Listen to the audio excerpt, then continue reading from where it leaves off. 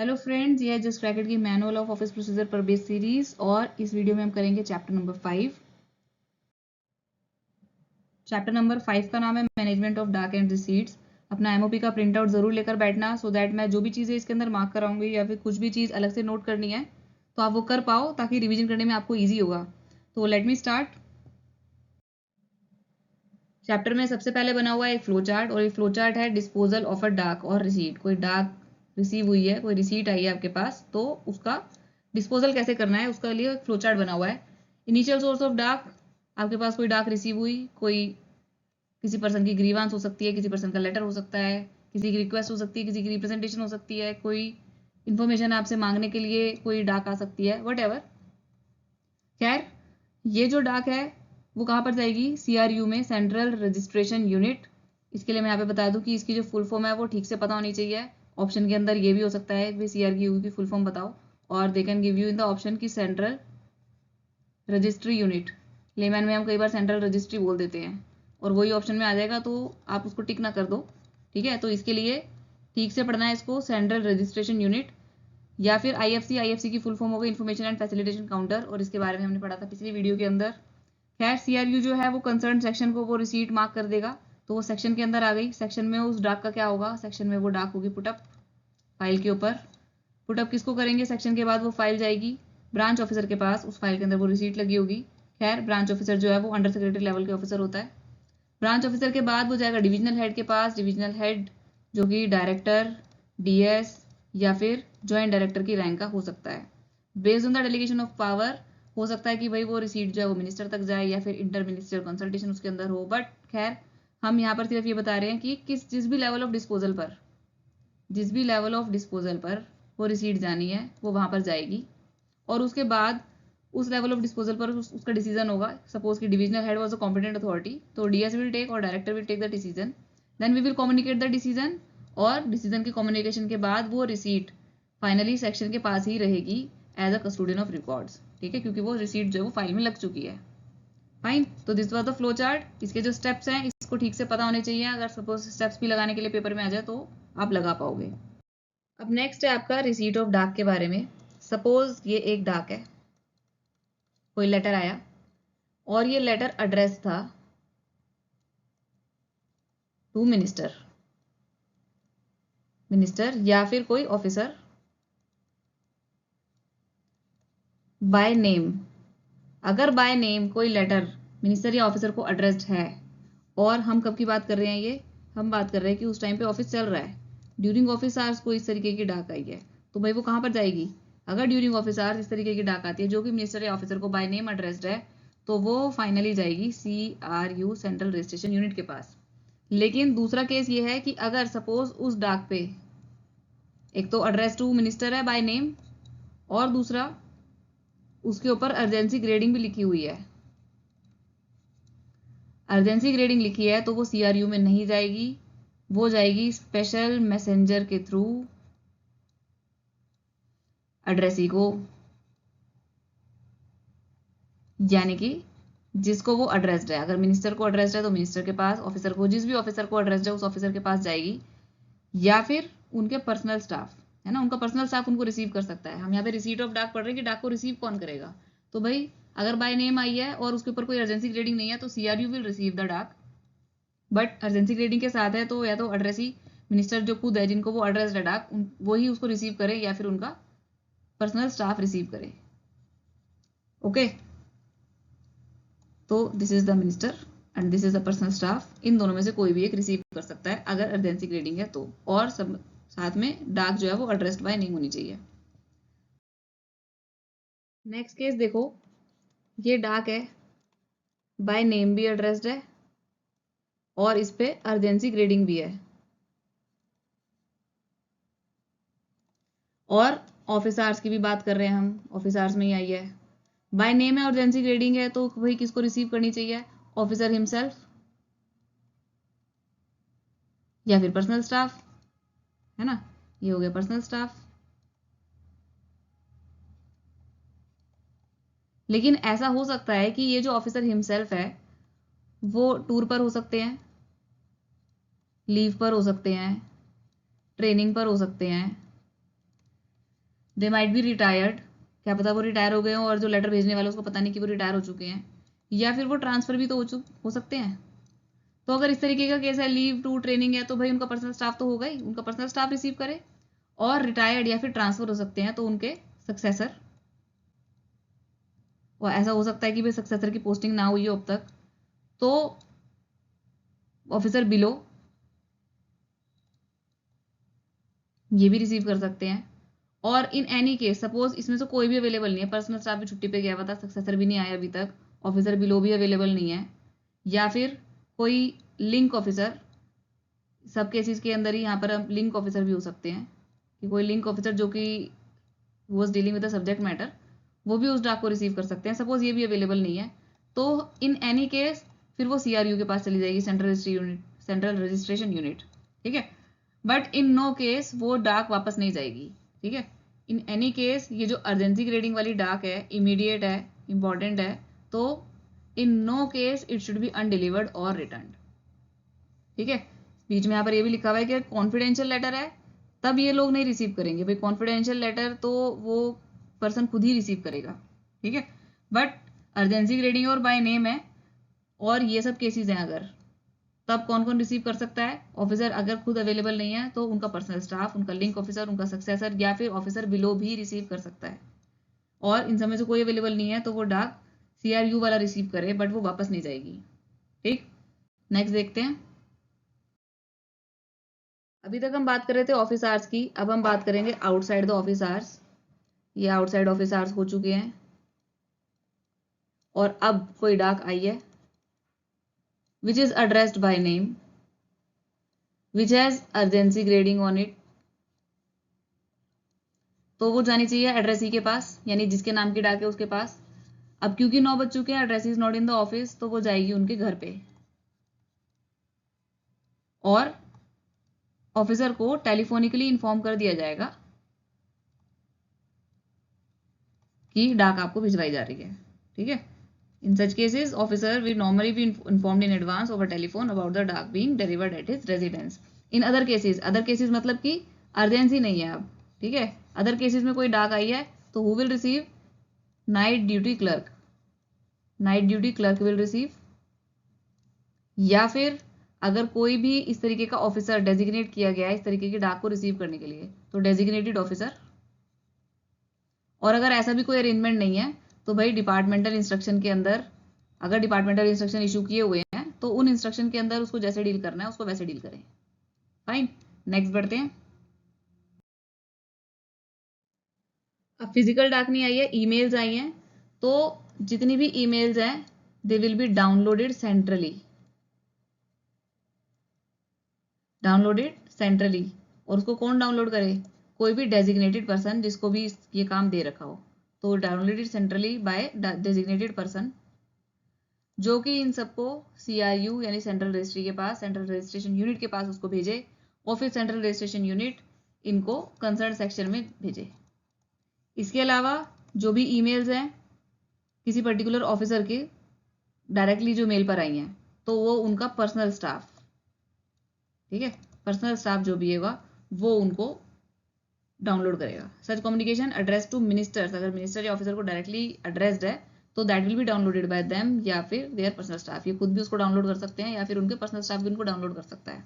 इसके अलावा फाइल के अंदर, भाई चाहे आप फिजिकल मोड में काम कर रहे हो चाहे आप इलेक्ट्रॉनिक मोड में काम कर रहे हो, बट फाइल सिस्टम के अंदर जितनी भी फिजिकल डाक होती है वो सब ऑफिस के अंदर रिसीट इनबॉक्स, जो ऑफिस के अंदर एक रिसीट का ऑप्शन होता है, उसके अंदर जाके आपको वो रिसीट्स मिलेंगी।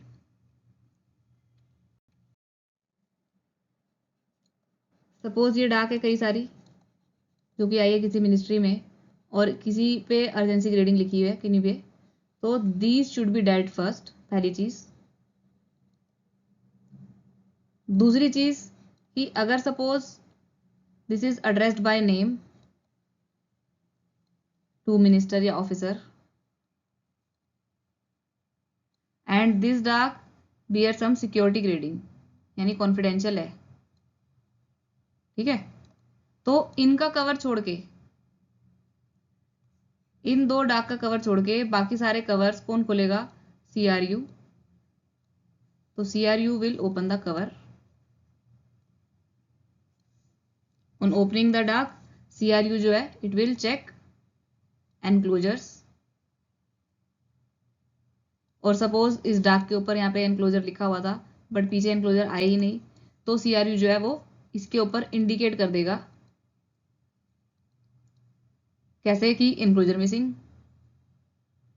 कि उनके पास एनक्लोजर निकला ही नहीं। इस तरीके से उस चीज को इंडिकेट कर दिया जाए डाक के ऊपर ही। फाइन। ऑल ओपन डाक as well as the covers of unopen डाक। सपोज ये वाली डाक तो उन्होंने खोली ही नहीं और जो डाक खोल दिया है उन डाक हर चीज के ऊपर यानी इनके कवर के ऊपर और इन डाक के ऊपर इस तरीके से एक स्टैंप लगेगी जिसके ऊपर पता लगेगा कि कब रिसीव हुई और उसके ऊपर एक रजिस्ट्रेशन नंबर दिया जाएगा। ये नंबर जो होगा वो यूनिक होगा। फाइन। उसके बाद ये सारी की सारी डाक को सॉर्ट किया जाएगा सेक्शन वाइज और ऑफिसर नेम वाइज, अगर ऑफिसर के नाम से एड्रेस्ड है तो।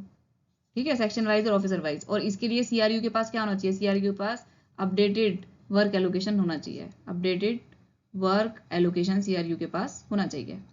फाइन। इसके बाद यहाँ पर देखो ई फाइल्स के अंदर क्या होता है, रिसीट नंबर अपने आप ही जनरेट होता है उसके ऊपर, वो यूनिक होता है और इट इज नॉन एडिटेबल। देखो हम एग्जाम पॉइंट ऑफ व्यू से पढ़ रहे हैं, एक एक वर्ड जो है वो बहुत इंपॉर्टेंट है। The receipt number is unique and non editable. ठीक है। It is also appended with section code ताकि इजी आइडेंटिफिकेशन हो जाए। उसके ऊपर सेक्शन कोड भी डाल सकते हैं ताकि पता चल जाए भाई वो इस सेक्शन की रिसीट है, इजी आइडेंटिफिकेशन हो जाएगा। और रिसीट जिस टाइम पे जनरेट होती है उस पर डेट और टाइम की स्टैंप अपने आप आ जाती है। रिसीट के ऊपर यहाँ पे कोने में अपने आप आ जाता है भाई किस डेट और किस टाइम को ये रिसीट जो है वो जनरेट हुई है। ठीक है। नेक्स्ट, रजिस्ट्रेशन ऑफ डाक। एंट्री लेवल पर ही डाक को रजिस्टर कर लेना चाहिए। क्यों? वाई शुड डाक be registered at entry level? To maintain accountability of every paper. ठीक है। तो रजिस्ट्रेशन करने के लिए CRU को स्ट्रेंथन करना चाहिए कि CRU के पास सारे रिसोर्सेज हो ताकि हर एक डाक जो है वो रजिस्टर हो पाए एट एंट्री लेवल ही। इसके लिए CRU जो है वो इस तरीके का कोई रजिस्टर मेंटेन करे जिसमें कि उसका रजिस्ट्रेशन नंबर, रेफरेंस नंबर यानी लेटर जो आया उसका नंबर, उसका डेट कहाँ से आया है और उसकी लैंग्वेज। अगर हिंदी में कोई डाक रिसीव होती है तो उसको देवनागरी स्क्रिप्ट में ही एंटर करना है यहाँ पर। ठीक है। और उसकी लैंग्वेज में फिर यहाँ पर आप हिंदी लिखेंगे, आपने मतलब जो भी CRU के अंदर होगा। ठीक।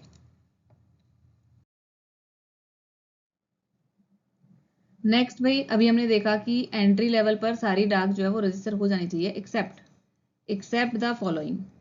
एक्सेप्शंस आर ऑलवेज देयर और एक्सेप्शन से ही क्वेश्चंस बनते हैं। तो सपोज कोई टेलीफोन बिल आया है और टेलीफोन बिल का रजिस्टर ही अलग है हमारा, टेलीफोन बिल का टेलीफोन बिल रजिस्टर ही है, तो उसकी एंट्री वहां करोगे। नेक्स्ट है कम्युनिकेशन रिसीट फॉर MPs, तो वो VIP हो गया एक तरीके से, और VIP रेफरेंस का तो रजिस्टर ही अलग होता है ना। VIP रेफरेंस का VIP रजिस्टर होता है तो वो सेपरेट रजिस्टर है, तो ये अलग हो गया। इसके अलावा सपोज रिप्रेजेंटेशन आ रही हैं और आइडेंटिकल कॉपीज ऑफ रिप्रेजेंटेशन बार बार आ रही हैं, एक ही रिप्रेजेंटेशन कई बार आई है ना, तो उसको हर बार रजिस्टर करने की जरूरत नहीं है except the first one received. तो पहली अगर रिसीव हो गई है और अगर ऐसी कोई डायरेक्शन या रिमार्क्स वगैरह नहीं है सीनियर ऑफिसर के, तो जो आइडेंटिकल कॉपीज ऑफ रिप्रेजेंटेशन है, एक ही रिप्रेजेंटेशन बार बार आई जा रही है, तो उसको यानी आइडेंटिकल एग्जैक्टली सेम रिप्रेजेंटेशन बार बार आ रही है तो आइडेंटिकल कॉपीज ऑफ रिप्रेजेंटेशन, इनको भी एंट्री लेवल पर रजिस्टर करने की कोई जरूरत नहीं है। इसके अलावा CL एप्लीकेशन स्पेशली लिखा हुआ है, तो भाई कुछ भी ऑप्शन बन सकते हैं इसके अंदर की कौन सी टाइप की डाक को एंट्री लेवल पर रजिस्टर करने की जरूरत नहीं है, तो CL एप्लीकेशन है उसका आंसर एक। नेक्स्ट, मिनिस्ट्री जो है वो कई बार जनरल इन्फॉर्मेशन के लिए कुछ सर्कुलर्स निकाल देती हैं कि मिसलेनियस है, जनरल इन्फॉर्मेशन है, मिसलेनियस टाइप का है, ऑफिस मेमोरेंडम है, एक्सट्रैक्ट्स है। ठीक है। Orders of general application, telephone list हो गई, नोटिस ऑफ हॉलीडे हो गया, टूर प्रोग्राम्स, जो कि स्पेशली किसी सेक्शन को मार्क नहीं है, it was circulated for general information. तो इस तरीके की चीज़ों को भी रजिस्टर करने की कोई ज़रूरत नहीं है। नेक्स्ट, अगर डिपार्टमेंटल इंस्ट्रक्शंस के अंदर इस तरीके की कोई भी चीज़ लिखी हुई है कि भाई इसकी भी एंट्री लेवल पर रजिस्टर करने की कोई ज़रूरत नहीं है, तो वो चीज़ें भी नहीं रजिस्टर होंगी। ठीक है। वो इसके लिए क्योंकि अलग अलग टाइप के रजिस्टर हम यहाँ पे बात कर रहे हैं, तो CRU या सेंट्रल रजिस्ट्रेशन यूनिट या फिर information and facilitation counter will maintain one और मोर रजिस्टर एज रिक्वायर्ड। ठीक है। अपने हिसाब से वो एक या एक से ज़्यादा रजिस्टर्स को मेंटेन कर सकते हैं। अब ये फ्लो चार्ट देखते हैं रजिस्ट्रेशन के लिए। या तो ऑफिस आपका फिजिकल मोड में काम कर रहा है, यानी रिसीट फिजिकली ही आ रही है, फिजिकली फाइल पे पुटअप हो रही है और सब कुछ काम फिजिकली चल रहा है, या ऑफिस जो है वो कम्प्लीटली इलेक्ट्रॉनिक मोड में चल रहा है, या फिर ट्रांजिशन मोड में चल रहा है। What is transition mode? वो यहाँ पर लिखा हुआ है। ट्रांजिशन मोड का मतलब है कि फाइल जो है वो पुटअप तो फिजिकली होती है, लेकिन उसकी ट्रैकिंग इलेक्ट्रॉनिकली होती है। ठीक है, यानी कि ई फाइल के ऊपर उसको स्कैन नहीं किया गया है, बट रिसीट नंबर क्योंकि जनरेट हुआ हुआ दिख रहा है, तो बस उसकी मूवमेंट आपको पता चल जाएगी, यानी मूवमेंट की ट्रैकिंग, मूवमेंट ट्रैकिंग वो ई फाइल के थ्रू हो रही है, यानी ई ऑफिस के थ्रू हो रही है, not E file, e office के थ्रू हो रही है, बट फाइल जो है वो चल फिजिकली रही है। ठीक है, दिस इज ट्रांजिशन मोड। अब देखो, अगर तो भाई पूरा काम फिजिकल मोड में चल रहा है, तब तो खैर ई फाइल की हम बात ही नहीं कर रहे, उसको स्कैन करना है नहीं करना है वो तो कैसे चलेगा, वो तो हमें पता ही है। ठीक है, कि अब ये जो हमने पीछे पढ़ा, अगर जो आपकी ऑफिस है वो इलेक्ट्रॉनिक मोड में चल रहा है और आपको रिसीव होती है कोई फिजिकल डाक, तो सीआरयू क्या करेगा, सीआरयू उसको स्कैन करे, सेव करे as a single PDF document और फिर उसको रजिस्टर करे। ठीक, और अगर इलेक्ट्रॉनिक डाक ही रिसीव हुई है तो भाई वो ई ऑफिस सिस्टम के थ्रू अपने आप ही रजिस्टर हो जाएगी। इलेक्ट्रॉनिक डाक तो अपने आप ही उसके ऊपर नंबर आ जाएगा रिसीव होएगा तो। ठीक, तो फिजिकल डाक ई मोड के अंदर, यानी ई ऑफिस अगर प्रॉपरली इंप्लीमेंट हो चुका है, तो फिजिकल डाक अगर रिसीव होती है तो it should be scanned, it should be saved in a single PDF document and then it should be registered. अब ऑफिस अगर ट्रांजिशनर मोड में चल रहा है, तो ट्रांजिशन मोड में चलने पर आपके पास फिजिकल डाक रिसीव हुई है कोई, तो फिजिकल डाक रिसीव होने पर उसको स्कैन करने की कोई ज़रूरत नहीं है। क्यों? क्योंकि भाई फिजिकल डाक जो है वो ई फाइल पे तो पुटअप होगी नहीं, तो स्कैन करने की तब जरूरत पड़ती है जब वो हम ई फाइल के ऊपर ही पुटअप कर रहे हो। तो सिर्फ उसका मेटा डेटा एंटर कर देंगे। व्हाट इज मेटा डेटा, वो भी हम नेक्स्ट स्लाइड में देखेंगे। उसकी जो भी इंपॉर्टेंट इन्फॉर्मेशन है वो कि भाई कहाँ से आया है, डेट क्या है, उसकी रिसीट नंबर या फिर उसका फाइल नंबर क्या है, वट एवर इट इज, जो भी इंपॉर्टेंट इन्फॉर्मेशन है वो मेटा डेटा होता है। एंड डाक को रजिस्टर कर दिया जाएगा, उसके ऊपर रजिस्ट्रेशन नंबर, यानी ये जो फिजिकल डाक रिसीव हुई है इसके ऊपर ही रजिस्ट्रेशन नंबर वगैरह सब लिख देंगे और इसको स्कैन करने की कोई ज़रूरत नहीं है। ठीक है, इसका एंट्री कर देंगे मेटा डेटा की, यानी ये आपकी कंप्यूटर की स्क्रीन है, इसके अंदर ई ऑफिस के अंदर आप रिसीट में जाके रिसीट को फिजिकली क्रिएट करके उसके अंदर जो भी काम की चीज़ें हैं, उसके अंदर जो भी कॉलम्स हैं, वो कॉलम्स को भर के इसको बिना स्कैन किए बस रजिस्टर हो जाएगी ये। और अगर इलेक्ट्रॉनिक डाक रिसीव हुई है and your office is working in transition mode, तो उस इलेक्ट्रॉनिक डाक का प्रिंट आउट लिया जाए, उसका जो मेटा डेटा है वो एंटर किया जाए और फिर वो डाक जो है वो रजिस्टर की जाएगी। ठीक है, क्योंकि ट्रांजिशन मोड में है, तो ट्रांजिशन मोड का मतलब है कि फाइल जो है वो फिजिकली पुटअप होगी, file will be put up physically, तो इसलिए उसका प्रिंट आउट लेने की जरूरत है। ये ट्रांजिशन मोड लिखा हुआ है, ये तो मैंने पीछे भी लिख ही दिया था। खैर, ट्रांजिशन मोड का मतलब है कि प्रोसेसिंग ऑफ रिसीट्स और file it is done physically and tracking is done electronically. Electronic mode का क्या मतलब है, सब चीजें यानी प्रोसेसिंग ऑफ रिसीट सब कुछ इलेक्ट्रॉनिकली ही होगा, यानी ई ऑफिस के थ्रू ही होगा। और इसके अलावा log of movement details of file receipt electronic as well as physical is maintained in the system. खैर, इसको छोड़ देते हैं, आगे बढ़ते हैं। एंट्री ऑफ मेटा डेटा, देखो मेटा डेटा का इंडिकेटिव उन्होंने दिया हुआ है, यानी कि इस तरीके का हो सकता है जो एक्टिव फाइल्स हैं। तो file number, subject description, subject की कैटेगरी, सब कैटेगरी। आपने कभी देखा होगा कि जब रिसीट को जनरेट करते हैं, जैसे यहाँ पर आया है, यहाँ पे आपकी रिसीट जो है वो स्कैन करके यहाँ पे दिखने लगती है, आप अपलोड फाइल करेंगे यहाँ पे दिख जाएगी, ये आपकी रिसीट अपलोड हो गई। और यहाँ पर जो भी चीज़ें आप भरते हो, name of ministry, name of officer, फिर आप सेलेक्ट करते हो उसका सब्जेक्ट, सब्जेक्ट डिस्क्रिप्शन, कुछ भी XYZ, ये सब चीज़ें जो भी चीज़ें आप यहाँ पे एंटर करते हो अपनी स्क्रीन के राइट साइड में, वो सारी चीज़ें जो होती हैं वो मेटा डेटा होता है। ठीक है, क्लोज फाइल के हिसाब से और रिकॉर्डेड फाइल के हिसाब से उसकी कैटेगरी वगैरह, references, closed on, recorded on, what ever, यानी कि उस फाइल के आइडेंटिफिकेशन के लिए जो भी रिक्वायर्ड है इंफॉर्मेशन वो सब मेटा डेटा में आती है। ई फाइल की बात करते हैं कि ई फाइल में कैसे रजिस्टर होगी। तो भाई जो डाक होती है जो कि ई फाइल में आती है, वो उसके ऊपर रजिस्ट्रेशन नंबर अपने आप जनरेट होता है ई फाइल के अंदर। जैसे ही हम जनरेट करते हैं तो एक रजिस्ट्रेशन नंबर जो होता है वो जनरेट होता है एंड इट इज़ यूनिक। एक तो वो यूनिक होता है, दूसरा it is a running number. ठीक है, तो ईच नंबर दस generated is unique and it is a running number. Running number मतलब कि जैसे अभी आपने ई फाइल एक ई रिसीट जनरेट करी है और उसका नंबर आया 6025 सपोज, तो नेक्स्ट रिसीट फटाफट से जो भी उस डिपार्टमेंट के अंदर जनरेट करेगा तो उसका नंबर 6026 और इस तरीके से एक रनिंग नंबर होगा। फाइन। तो इसलिए कोई भी ऑफिसर या फिर सीआरयू अगर ई फाइल को एक्सेस करता है, यानी अपने सिस्टम के अंदर ई फाइल को यूज करके अगर वो किसी रिसीट को जनरेट करते हैं, तो उसके अंदर अपने आप से ही एक न्यू नंबर ऑटोमेटिकली जनरेट होगा। It is unique, it is a running number and it is automatically generated. आपको एंटर नहीं करना है उसको।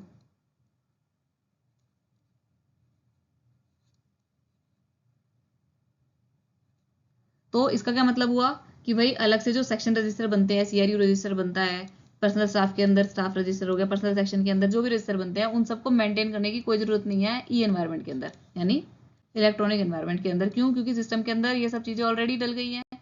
तो आप एक रिसीट नंबर डालोगे, बस रिसीट के ऊपर रिसीट नंबर लिखा ही होगा। तो उस चीज को ढूंढने के लिए कुछ रजिस्टर खोलने की जरूरत नहीं है कंप्यूटर के अंदर, क्योंकि सारी चीजें सेव हो जाती हैं।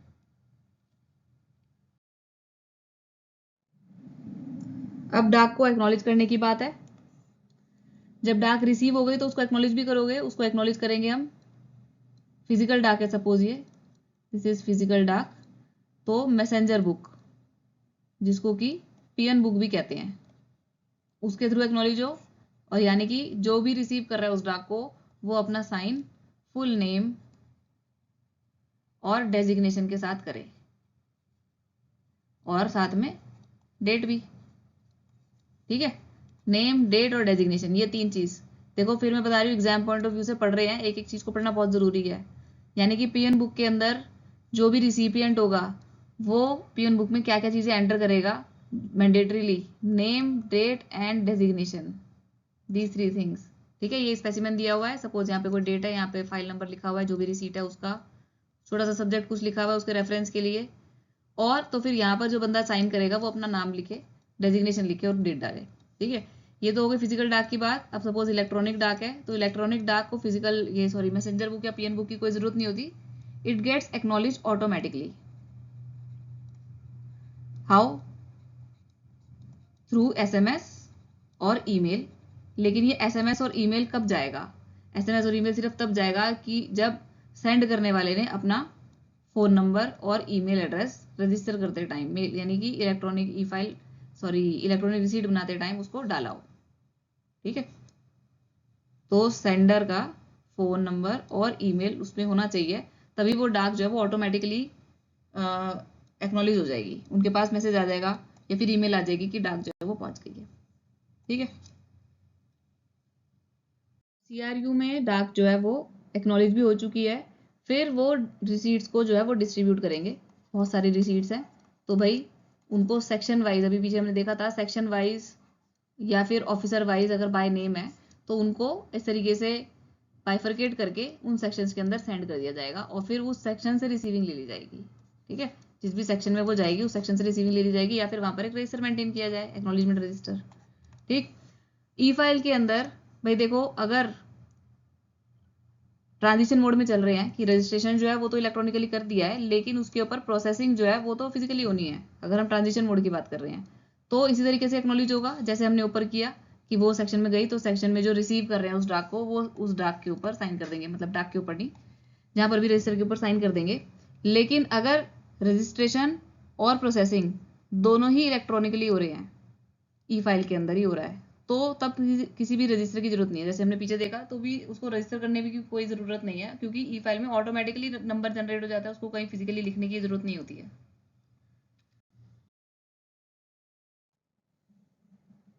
अब देखो, सपोज ये डाक के दो तरीके के बंडल्स हैं। एक डाक पे अर्जेंसी ग्रेडिंग है और एक डाक ऑर्डिनरी डाक है। तो जो अर्जेंसी ग्रेडिंग वाली डाक है उसको तो इमीडिएटली डिस्ट्रीब्यूट करना होता है, और जो ऑर्डिनरी डाक है उसको दिन के कुछ सुटेबल इंटरवल्स के अंदर डिस्ट्रीब्यूट करे सीआरयू, यानी कि 11 बजे, सपोज सुबह 11 बजे, फिर लंच ब्रेक के बाद 2 बजे, और फिर शाम वाली चाय के टाइम पे 4 बजे। ठीक है, तो इस 4 बजे के बाद भी अगर कोई बहुत लेट आती है कोई डाक, सपोज डाक 7 बजे आ रही है, 8 बजे आ रही है, ठीक है, और हमने कहा था कि भाई चाहे 7 बजे है चाहे 8 बजे है और बाय नेम है और उस पर अर्जेंसी ग्रेडिंग नहीं है, तो उसको कौन रिसीव करेगा? उसको सीआरयू ही रिसीव करे, है ना। तो अगर सीआरयू ने उसको रिसीव किया लेट इवनिंग में, तो वो डाक जो है वो उसको रेडी रखे कि अर्ली मॉर्निंग वाले स्लॉट के अंदर उसको भेज दें। ठीक है, डिस्ट्रीब्यूट करने के लिए। इसके बाद CRU में जो नाइट ड्यूटी क्लर्क है, ये सॉरी नाइट ड्यूटी क्लर्क नहीं, ये CRU के इंचार्ज हैं। तो जो CRU का इंचार्ज है उनका क्या काम होगा, उनका काम होगा कि जो भी डाक रिसीव होती है उसको सेम डे रजिस्टर और सॉर्ट कर लिया जाए, यानी सॉर्ट करके उसको ठीक बंडल में रख दिया जाए कि भाई वो किस सेक्शन की है, ताकि वो उसको टाइमली उस सेक्शन के पास पहुंचा सके। अगर सपोज सब कोशिश करने के बाद भी सेम डे जो है वो नहीं हो पा रहा है, रजिस्ट्रेशन नहीं हो पाया, फिर सॉर्टिंग नहीं हो पाई, या फिर उसको हम भिजवा नहीं पाए, तो वो उसको हैंड ओवर करे किसको, नाइट ड्यूटी क्लर्क को।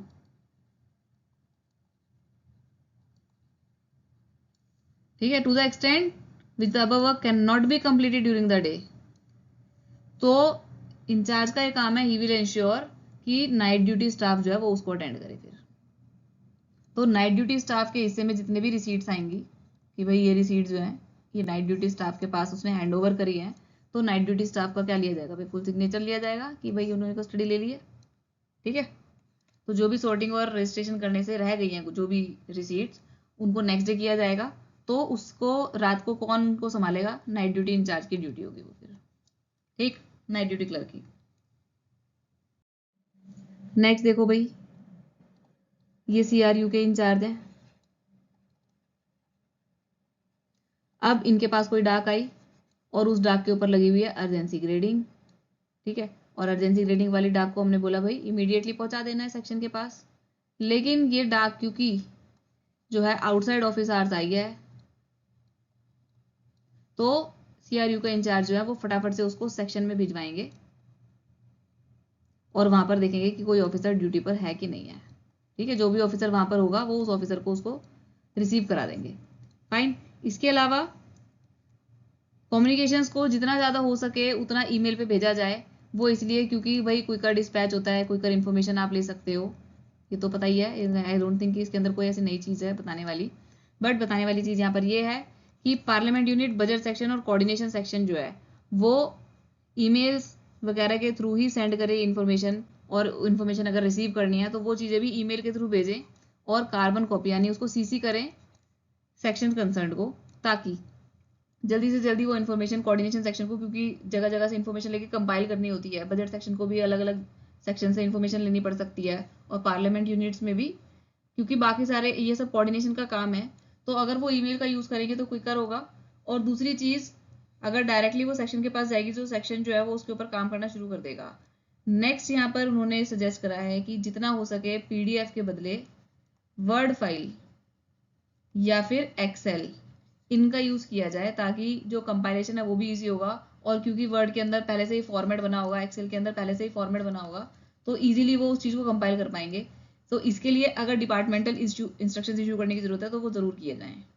ठीक है, तो इसके अंदर क्वेश्चन बन सकता है कि इन्फॉर्मेशन अगर फर्निश कर रहे हैं, ठीक है, तो सेंडर जो है वो खाली PDF फाइल ही भेजे या फिर वर्ड फाइल और एक्सेल फाइल वो भेज सकते हैं। तो yes, word file and excel files can be sent. अब रिसीट देखो घूम घाम के सेक्शन के पास आ गई है। सेक्शन के पास आ गई तो भाई उसको section officer will read, section officer भी उनके ऊपर एक्शन लेंगे कि क्या करना है। तो सेक्शन ऑफिसर उन रिसीट के ऊपर क्या क्या एक्शन ले सकते हैं, उन रिसीट को किस तरीके से वो डिस्ट्रीब्यूट करेंगे। सबसे पहले he will go through the receipts, जो भी मिस सेंट रिसीट्स होगी वो डायरेक्टली सेक्शन को जाएगी। ठीक है, क्वेश्चन आएगा कि सेक्शन ऑफिसर के पास अगर मिस सेंट रिसीट आती है तो उसको क्या करा जाए, उसको वापस CRU में भेजा जाए, उसको हायर ऑफिसर को दिखाया जाए, उसको डायरेक्टली सेक्शन के पास भेजा जाए। तो आंसर इज डायरेक्टली सेक्शन के पास भेजा जाए। ठीक है, वो उसको सेपरेट करेंगे उन रिसीट्स को कि जो भी डिपार्टमेंटल इंस्ट्रक्शन के अकॉर्डिंग या फिर उनके खुद के डिस्क्रिप्शन के अकॉर्डिंग हायर ऑफिसर को देख लेनी चाहिए रिसीट्स, उनको अलग कर लेंगे। डिफिकल्ट नेचर की रिसीट्स को वो अपने पास खुद रिटेन कर लेंगे और बाकी बची हुई रिसीट को डीलिंग ऑफिसर्स के अंदर डिस्ट्रीब्यूट कर देंगे। सेक्शन ऑफिसर के पास अगर सपोज 2-3 डीलिंग ऑफिसर हैं, डीलिंग ऑफिसर्स कौन कौन होते हैं भाई, डीलिंग ऑफिसर के अंदर ASO और SSAs। ठीक है, इस तरीके से उनको डिस्ट्रीब्यूट कर दें और उस रिसीट के ऊपर अर्जेंसी ग्रेडिंग को मेंशन कर सकते हैं, उस रिसीट के ऊपर डेडलाइन मेंशन कर सकते हैं, उस रिसीट के ऊपर कोई डायरेक्शन भी मेंशन कर सकते हैं कि इसके अंदर ये करना चाहिए, forward to the concern department या व्हाटएवर। ठीक है, तो उस रिसीट के ऊपर ये जो डायरेक्शन भी मेंशन करने का काम है वो किसका है, SO का काम है। फाइन।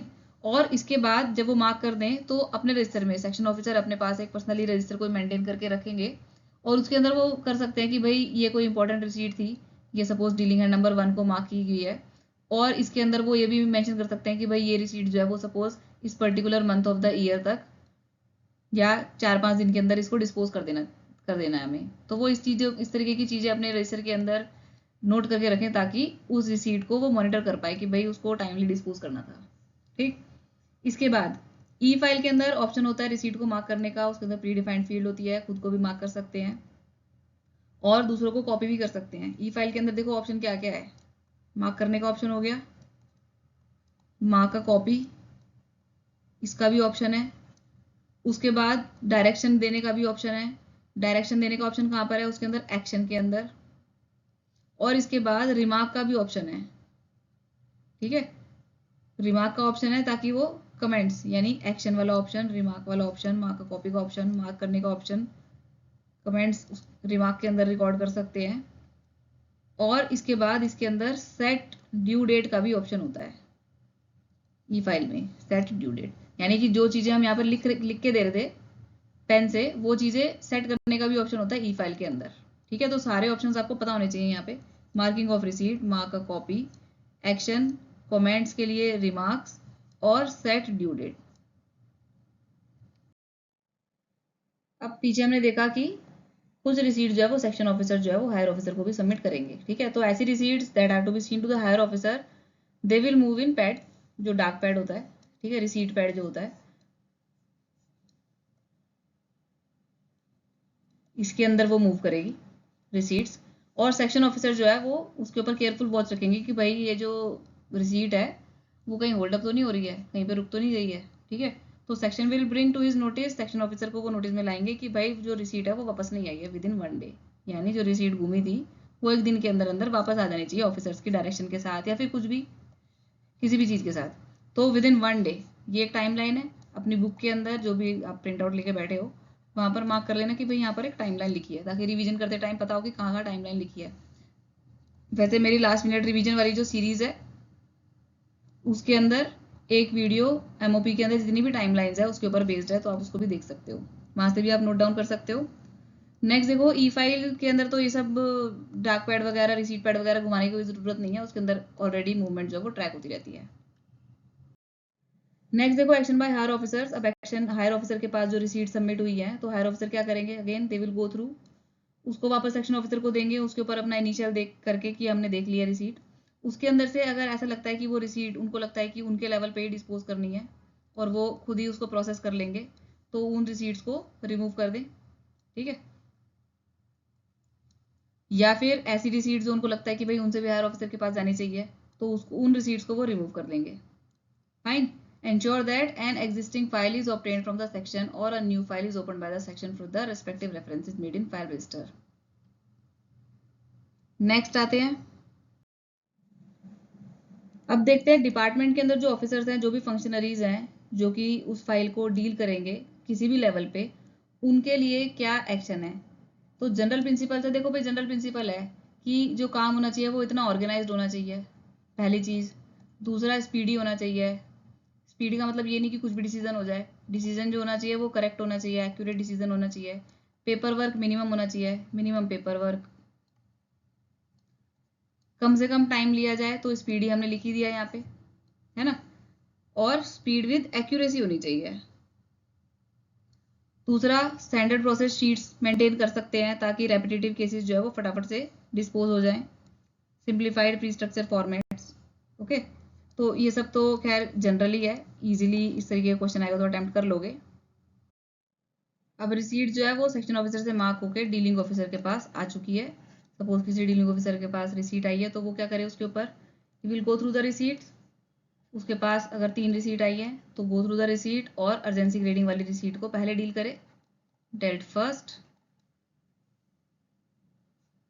इसके बाद सपोज ये रिसीट आई है और इसके अंदर लिखा था कि the information is attached in enclosure, और उसने देखा एनक्लोजर तो है ही नहीं, मिसिंग एनक्लोजर। तो एनक्लोजर को लेने के लिए, एनक्लोजर को अरेंज करने के लिए प्रॉम्प्ट एक्शन कौन इनिशिएट करेगा, डीलिंग ऑफिसर। तो ये डीलिंग ऑफिसर की रिस्पॉन्सिबिलिटी है रिसीट मार्क होने के बाद उसको एनक्लोजर जो मिसिंग एनक्लोजर है उसके लिए वो प्रॉम्प्ट एक्शन ले कि वो एनक्लोजर जो है वो कहाँ से मिल सकता है। अगर उसको रिसीट पे लगता है कि भाई इस रिसीट के ऊपर 2-3 पार्ट्स हैं और ये वाला पार्ट जो है वो तो मेरे से कंसर्न नहीं है, वो कहीं और सेक्शन से लेना पड़ेगा, तो वो इस रिसीट की कॉपी दूसरे सेक्शन के अंदर भिजवाए। ठीक है, तो सेंड द कॉपीज और relevant extract to that section. उसके बाद अब रिसीट सपोज ये वाली कंप्लीट हो गई है या फिर अर्जेंसी ग्रेडिंग वाली रिसीट को प्रोसेस करना है, तो कोई भी एग्जिस्टिंग फाइल या फिर न्यू फाइल उसको ओपन करें, पेपर्स उसके अंदर लगाए, रिसीडेंट बुक वगैरह देखें भाई रिसीट किसके रिलेटेड है, तो standing guard file president book को रेफर करें, रेफरेंस फोल्डर को देखें और लोकेट करें और कलेक्ट करें दूसरे फाइल से पेपर जो भी उस पर्टिकुलर केस को प्रोसेस करने के लिए चाहिए। और जब सारे पेपर्स अब इकट्ठे तो एक नोट बनाए। किस तरीके का नोट बनेगा? पॉलिसी प्लानिंग टाइप का नोट बनेगा, प्रॉब्लम सॉल्विंग नोट बनेगा, एफिमेरल नोट है या कुछ भी तरीके का केस है, तो उसको नोट को रिकॉर्ड करना है, पेपर्स को अरेंज करना है, उसके ऊपर रेफरेंसिंग करनी है, उसके ऊपर डॉकेटिंग करनी है। ठीक है, जहां पर भी नेसेसरी हो उसके ऊपर सिक्योरिटी ग्रेडिंग लगाए, उसके ऊपर अर्जेंसी ग्रेडिंग को इंडिकेट करें और साइन नोट को साइन करके अपने ऑफिसर को भेज दो। ठीक है, इसके अंदर से ऐसी तो कोई चीज़ नहीं है जो एग्जाम में आने वाली हो, बट एटलीस्ट इन ये जो सारी चीज़ें हमने स्टेप्स देखे हैं उन स्टेप्स को स्टेप वाइज जरूर आपको पता होनी चाहिए। ठीक है, बाकी हर एक के अंदर लिखा हुआ है, देखो बॉक्स 6.1 6.7 यानी कि ये 6 चैप्टर के अंदर हम पढ़ेंगे, अभी हम 5th चैप्टर कर रहे हैं। 6 चैप्टर में सारी चीज़ें आ जाएंगी। ई फाइल के अंदर क्या होता है, रिसीट जैसे ही आपने अटैच करी है इसके ऊपर और किसी फाइल में पुट कर दी है तो उस रिसीट के ऊपर ऑटोमेटिकली फाइल नंबर अपने आप अपेंड हो जाता है। ठीक है, और दूसरा नोट सबमिट होते ही उसके ऊपर डेट आ जाती है, डेट ऑफ सबमिशन। इसके बाद यहाँ पर बताया हुआ है एक्शन ऑन मिसिंग एनक्लोजर। अगर मिसिंग एनक्लोजर है तो डीलिंग ऑफिसर ही एक्शन लेगा ना उसके ऊपर, तो डीलिंग ऑफिसर ई फाइल के अंदर क्या कौन सी फैसिलिटी यूज करेगा टू गेट मिसिंग एनक्लोजर, तो stand alone dispatch facility, dealing officer is to use stand alone dispatch facility to obtain missing enclosure. देखो जहां से भी इंफॉर्मेशन एक्सट्रैक्ट होती है वहां से इंफॉर्मेशन जरूर निकालनी है, तो what facility will dealing officer use? Stand alone dispatch facility. और अगर इस तरीके की रिस्पॉन्सिबिलिटी सीआरयू को असाइंड है कि मिसिंग एनक्लोजर वो वहीं से ही ऑब्टेन कर लें तो जल्दी आ जाएंगे। ठीक है, क्योंकि सीआरयू ने पहले ही देख लिया तो फिर उसको सॉर्ट नहीं करना, उसको रजिस्टर नहीं करना, उसको सेक्शन के पास भेजना नहीं है, सॉर्टिंग वगैरह इस सबसे बच जाएगा। उसको पहले पता चल जाएगा कि भाई इसके अंदर एनक्लोजर नहीं है, तो वो वहीं के वहीं उसको भेज के एनक्लोजर मंगा ले। तो अगर सीआरयू जो है ये रिस्पॉन्सिबिलिटी उसको दी जा रही है कि मिसिंग एनक्लोजर वो दे, तो वो शॉर्टर टाइम में ले सकते हैं। ठीक है, और इसके लिए सीआरयू को एक ऑथराइज्ड ईमेल आईडी प्रोवाइड की जाए ताकि वो उस ईमेल आईडी से मेल के थ्रू वो एनक्लोजर को मंगवा पाए। अब जो डीलिंग ऑफिसर का नोट है वो एसओ के पास आ गया, तो SO what will SO do? SO will scrutinise the note. पहली चीज वो उसको स्क्रूटिनाइज करेंगे, वो उसको डिस्पोज भी कर सकते हैं, और हमने देखा था कि किस तरीके के केसेस जो है वो एसओ अपने लेवल पे डिस्पोज कर सकते हैं। तो रिमाइंडर हुआ, नॉर्मल सी इंफॉर्मेशन अनक्लासिफाइड इंफॉर्मेशन है वो फर्निश करनी है, इंफॉर्मेशन को फर्निश करने वाली चीज़ें, या फिर रूटीन केसेस टाइप, जो भी रूटीन केस कुछ भी और इसके अलावा रूटीन केस अगर बनता है, ठीक है, तो वो अपने तरफ से उन चीज़ को डिस्पोज कर दे वहीं पर। अगर लगता है कि नोट में कुछ कमी या फिर उनके खुद के कुछ कमेंट्स हो सकते हैं तो नोट के नीचे वो अपने कमेंट भी रिकॉर्ड कर सकते हैं, अपने हायर ऑफिसर को केस सबमिट करे, प्रोग्रेस को मॉनिटर करते रहें ताकि कोई डिले ना हो, और फाइल जब वापस आ जाए तो उसके ऊपर कम्युनिकेशन को इशू करना है या फिर फर्दर एग्जामिनेशन करना है या नहीं, ये चीज़ देखें। ठीक है, रूटीन केस जो है, व्हाट इज रूटीन केस? तो रूटीन केस को हर डिपार्टमेंट अपने डिपार्टमेंटल इंस्ट्रक्शंस के अंदर क्लियर कर दे कि भाई इस तरीके के केसेस जो होते हैं वो रूटीन केसेस होते हैं। ठीक है, इसके बाद action by branch officers and above. जब एक बार नोट एसओ ने देख लिया तो उसके पास ब्रांच ऑफिसर भी वही करेंगे, भाई सेक्शन के व्यू देखेंगे, उनको लगता है कि भाई अपने भी चीज़ें रिकॉर्ड करने की ज़रूरत है तो he can record his own note. अगर लगता है कि उन्हीं के लेवल पे डिस्पोज हो रहा है तो he may return the file with the advice. ठीक है, या फिर they can submit it to competent authority. अब आ जाते हैं इस चैप्टर के अपेंडिक्स पे। अपेंडिक्स 5.1 के अंदर दिया हुआ है डाक रजिस्टर, इसको हम देख ही चुके हैं ऑलरेडी। सीधा अपेंडिक्स 5.2 पे आते हैं। अपेंडिक्स 5.2 के अंदर दिए हुए हैं फंक्शंस ऑफ सीआरयू, सिर्फ हम इंफॉर्मेशन एक्सट्रैक्ट करने के हिसाब से इसको पढ़ेंगे। सीआरयू के अंदर कौन कौन फंक्शनरीज होते हैं, पहली चीज़ तो एक है resident clerk and a night duty clerk, ठीक है, जो कि डेटा एंट्री ऑपरेटर हो सकता है। सीआरयू क्या करता है, ये तो हम पढ़ चुके हैं कि भाई रिसीव, रजिस्टर, कन्वर्ट करना है और उसको डिस्ट्रीब्यूट करना है, सेंड करना है। सीआरयू का फ्लो भी हम देख चुके हैं कि किस तरीके से डाक की रिसीट होती है, किस तरीके से स्कैन होगा और फिर उसका रजिस्ट्रेशन करके और फिर उसको सेंड करना होता है, ठीक है। इन्फॉर्मेशन एक्सट्रैक्ट यहाँ पर ये है कि ऑल पेपर्स, देखो स्कैनिंग जब हो रही है, फिजिकल डाक जब आई है तो हमने देखा था कि उसको स्कैन करना है, ठीक है, ई फाइल के इन्वायरमेंट के अंदर, तो they must be scanned and saved in single document. ये हमने पढ़ा था वहाँ पे कि सिंगल डॉक्यूमेंट में उनको स्कैन करना है। लेकिन अगर वॉल्यूमिनस बुक्स आ गई हैं या फिर पेपर्स हैं, बहुत ही मोटी बुक्स हैं, या फिर बहुत वॉल्यूमिनस पेपर, बहुत ही बंडल आ गया पेपर का, एनेक्जर की तरीके से उसको दिया हुआ है, तो सेंडर जो है दे में बी रिक्वेस्टेड कि भाई आप एक सॉफ्ट कॉपी भेज दो, ठीक है। या फिर वो सेंडर जो है वो उनको बता सकता है कि आप ये वाली जो पूरी बुक है इसका जो पीडीएफ है ये ऑलरेडी अवेलेबल है, ठीक है, पब्लिक वेबसाइट पर ऑलरेडी अवेलेबल है। इन चीज़ों को जरूर मार्क कर लेना। नेक्स्ट आ जाओ रजिस्ट्रेशन। रजिस्ट्रेशन हम पढ़ चुके हैं इसके बारे में, और कुछ इन्फॉर्मेशन इसके अंदर अगर एक्सट्रैक्ट करनी है तो वो मैं बता दूंगी वहाँ पे। ये देखो अगर ईमेल आई है हमारे पास, तो हम भी पढ़ चुके हैं वैसे, ईमेल की फॉर्म में अगर कोई डाक आई है तो इलेक्ट्रॉनिक, अगर इलेक्ट्रॉनिक इन्वायरमेंट है हमारी ऑफिस के अंदर, यानी ई ऑफिस से चल रहा है काम, तो वो मेल को पीडीएफ के अंदर कन्वर्ट करके फिर जैसे काम होगा उसके तरीके से उसको आगे बढ़ाया जाएगा। और अगर फिजिकल प्रोसेसिंग है तो फिर उसका ईमेल का प्रिंट आउट लेके फिर काम होगा, है ना। और in both the processes meta data has to be entered. Meta data हम बता चुके हैं कि क्या है उसके अंदर, रजिस्ट्रेशन नंबर, रिसीट नंबर, और मेटा डेटा में फाइल नंबर और उसका बाकी सारी चीज़ें जो भी इंपॉर्टेंट है उसको आइडेंटिफाई करने के लिए। फिर देखते हैं आगे, स्टोरेज ऑफ फिजिकल डाक आफ्टर स्कैनिंग। स्कैनिंग के बाद उस फिजिकल डाक का करना क्या है, उसको भी सेक्शन पे भेज दो। भाई स्कैन कर लिया आपने, वो ई फाइल पे तो जाएगा ही जाएगा, बट जो फिजिकल डाक है उसका वो क्या करेगी सीआरयू, तो CRU will send it to the respective section, ठीक है। अगर उनको लग रहा है कि भाई उसको रेफर करना है फिर रिट्रीव करने के लिए, तो वो इसलिए वहीं पर भेज देना जिसको वो बिलोंग करती है, जिस सेक्शन को वो बिलोंग करती है, ठीक है। फिर उसके बाद डिस्ट्रीब्यूशन ऑफ द रिसीट होगा, ये तो हम पढ़ ही चुके हैं। फिर आ जाओ स्ट्रेंथनिंग ऑफ सीआरयू। अब क्योंकि सीआरयू के पास ये काम है कि कोई भी एक भी रिसीट छूट ना जाए, तो CRU is considered as the backbone for successful and sustainable implementation process of e office in organisation. Suppose paper के अंदर ये 9 एग्जैक्टली आ जाए, dash is considered as backbone for successful and sustainable implementation process of e file in organisation, तो CRU is the answer. अब सीआरयू क्योंकि इस तरीके से बैकबोन बोला है सीआरयू को, तो it is very important unit for an organisation, तो इसलिए इट शुड बी स्ट्रेंथेंड। और उसको स्ट्रेंथन करने के लिए उसके अंदर प्रॉपर एक तो स्टाफ होना चाहिए, it must be equipped with technically skilled man power, जिनके पास की कंप्यूटर प्रोफिशिएंसी हो, जो कि फटाफट से चीज़ों की सॉर्टिंग, फटाफट से चीज़ों की typing, entry, scanning, what ever is required, ठीक। और इंफ्रास्ट्रक्चर होना चाहिए उनके पास। इंफ्रास्ट्रक्चर क्या, क्योंकि हम ऊपर स्कैनिंग की बात कर रहे हैं,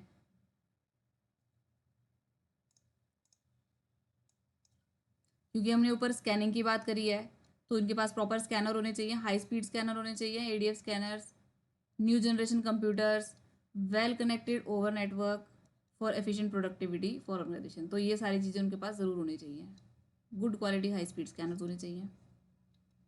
नेक्स्ट देखते हैं अपेंडिक्स 5.3, और इसके अंदर है गाइडलाइंस फॉर हैंडलिंग ऑफ डाक। कौन सी चीज़ का रजिस्ट्रेशन होगा, कौन सी चीज़ की स्कैनिंग होगी और उसका प्रोसीजर क्या रहेगा, वो यहाँ पर दे रखा है, इसको जरूर एक बार रीड कर लेना। देखो भाई न्यूज़पेपर मैगजीन्स वगैरह आते हैं तो उनकी रजिस्ट्री थोड़ी होती है, तो उनकी रजिस्ट्री नहीं करनी, उनकी साइन नहीं करनी, तो वो सब चीज़ें कहाँ चली जाएंगी, वो लाइब्रेरी के पास चली जाएगी। प्राइवेट डाक है, भाई किसी का प्राइवेट पर्सनल बिल है, किसी का एलआईसी का रिमाइंडर है, तो भाई उसको क्यों रजिस्टर करना है, उसको सीधा भाई जिसका वो बिल आया है या जिसके वो एलआईसी है वो सीधा एड्रेस ही के पास जाए, ठीक है, या फिर उनके पर्सनल स्टाफ के पास जाए। प्राइवेट डाक बाय रजिस्टर्ड या स्पीड पोस्ट से कोई डाक रिसीव हुई है जो कि एक प्राइवेट डाक है, यानी पर्सनल है ये भी, तो इसलिए उसकी भी रजिस्टर स्कैनिंग करने की कोई ज़रूरत नहीं है, सीधा जाए एड्रेस ही के पास, ठीक है, और उसके वहीं पर ही रिसीवर जो है वो एक्नॉलेजमेंट ले ले। फिर आ जाओ डाक by officers name, office name sorry, ठीक है, तो ऑफिस नेम है तो ऑफकोर्स उसकी रजिस्ट्री होगी, उसकी स्कैनिंग होगी। फिर हमने पढ़ा था कि ऑनवलप को ओपन किया जाए, और फिजिकल डाक है तो उसको स्कैन करके उसको रजिस्टर करना है है ना, और फिर वो सेक्शन के पास चला जाएगा। ये सब हम पढ़ चुके हैं। आगे आ जाते हैं। अब उसके अंदर बल्कि एनक्लोजर भी है और ब्रोशर्स वगैरह भी हैं जो कि बल्कि है। तो उसकी रजिस्ट्री तो होगी, yes, registration will be done. Covering letter को स्कैन करके एनक्लोजर्स को हार्ड कॉपी की तरह सेंड कर दो, ठीक है। और रजिस्ट्रेशन के अंदर ही, यानी रजिस्ट्रेशन जब करेंगे उस डाक का, उसी के ऊपर मेंशन कर दो रिमार्क्स के अंदर कि भाई इसके अंदर एनक्लोजर भी हैं, ठीक है, जो कि आप हार्ड कॉपी से भेजोगे। आपने मतलब CRU वाला इंचार्ज, है ना। नेक्स्ट आ जाओ, डाक बाय ऑफिसर्स नेम और मार्क प्राइवेट और क्लासिफाइड। अगर उसके ऊपर सिक्योरिटी ग्रेडिंग है, अभी हमने पढ़ा था सिक्योरिटी ग्रेडिंग है, तो हाँ उसकी रजिस्ट्री तो करोगे, यानी ऑनवेलप तो होगा। ऑनवेलप को ओपन नहीं करना है, ठीक है, स्कैन नहीं होगा, यानी ऑनवेलप जो है it will not be open. Registry होगी, यानी हमने पीछे पढ़ा था कि उसके ऊपर स्टैंप लगेगी उसके कवर के ऊपर, तो कवर के ऊपर ही स्टैंप लग जाएगी और उसकी स्कैनिंग नहीं होगी, दैट मीन्स ओपन नहीं किया जाएगा, ठीक है। It will be registered and electronically forward to the addressee. Registration number unopen envelope के ऊपर लिखा जाएगा, ठीक है। It will be send to the officer या फिर उसके पर्सनल स्टाफ को, फाइन, वहां पर सेंड किया जाएगा। नेक्स्ट है 5.4 अपेंडिक्स, जिसके अंदर स्कैनिंग गाइडलाइंस है कि किस तरीके से पेपर को स्कैन करना है, कितने DPI में, कितने कलर्ड में कि ग्रे में, आउटपुट सबका PDF ही है, ठीक है। इसको एक बार गो थ्रू कर सकते हो, बाकी इतना कोई इंपॉर्टेंट नहीं है। वैसे अगर इसको गो थ्रू करोगे तो इसके अंदर दिख जाएगा कि बहुत नॉर्मल सी चीज़ें लिखी हुई हैं कि 200 DPI है, यहाँ पे 150 DPI है। क्लीन पेपर है तो 150 DPI में चल जाएगा। टीयर्ड पेपर है या फिर टॉन पेपर है, सॉरी टॉन पेपर है या फिर पुअर लेजिबिलिटी, पता नहीं चल रहा कि उसमें लिखा क्या है, तो उसको थोड़ी बेटर क्वालिटी में किया जाए, ठीक है। कलर्ड प्रिंटेड पेपर है तो उसको 300 DPI, सबसे ज़्यादा DPI, डॉट पर इंच ये होता है DPI कलर में, ठीक है। प्रिंटेड पेपर है, नॉर्मल पेपर है तो उसको 150 DPI। हैंड रिटन पेपर है तो हैंड रिटन पेपर को थोड़ी बेटर क्वालिटी चाहिए, इसलिए 200 DPI। अब यहाँ पे देख रहे हो केवल 3 तरीके की DPI यूज़ करी है, 150, 200 और 300। तो 150 में वो है जो कि क्लीन पेपर है, क्लीन पेपर और प्रिंटेड पेपर है। जो नोटशीट टॉर्न हो चुकी है और हैंड रिटन अगर कोई पेपर है तो उसको 200 DPI, और कलर्ड के लिए 300 DPI। आई गेस ये याद हो ही गया होगा, और इसके अंदर से क्वेश्चन आएगा तो अटेम्प्ट कर ही लोगे। सबका आउटपुट जो है वो PDF है, फाइन। तो this brings us to the end of chapter 5। Next video में करेंगे हम chapter number 6। So thank you for watching.